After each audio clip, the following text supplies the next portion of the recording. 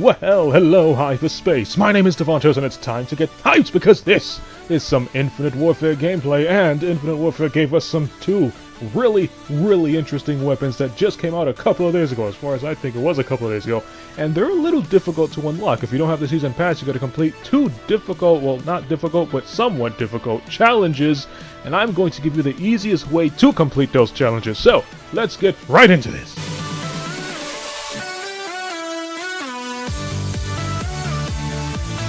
So, here is the first gun we're looking at, which is the Trench, which a little Call of Duty logic back in the day. This was called the Type 100 in Call of Duty World at War. It was a Japanese submachine gun, and even back in the day, you had to reload it off on the side.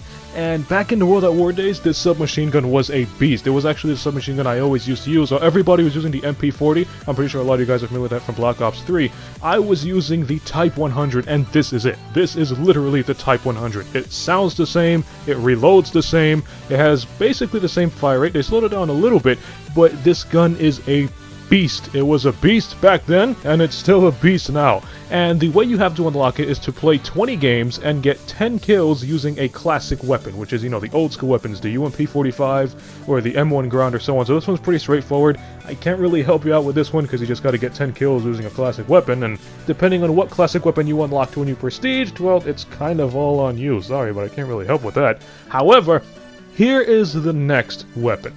This is the, I think it's called the Auger, if I'm seeing it right. It's really small for me, but this is the Auger. It's literally a Gatling gun, a minigun. This gun is a beast, a little inaccurate, a little grip can fix that, but it's still a beast. And to unlock this, you have to play 20 games, and in each of those 20 games, you have to use one LMG and make sure 50 bullets land on a target in one game. So basically, you know, 50 shots, hit your target in one game, do that 20 times, and you have yourself the Gatling gun. That can be really difficult because LMGs tend to have a very high damage, which means you're going to have to wind up killing a whole bunch of people, and not a lot of people are skilled enough to do that. However, if you're not really too good with LMGs, there is a way to work around it and kind of cheat the system so you can get this Gatling gun really quickly. Check this class out. This LMG is the weakest LMG in Infinite Warfare. Now, you want to use this LMG and you want to use the Merc combat rig. You want to put the trait that's called, I think it's Mana Arms, and it allows you to handle every gun as if it was a submachine gun. This would easily delete any slow movements you would have with this LMG. So using your big buff rig, he's going to treat this LMG as if it was a submachine gun, so movement speed is no longer a problem. And on top of that, with that same trait on your rig, you're going to have a lot of ammo. You want to put these attachments on it. A grip, because yeah, it has quite a bit of kick.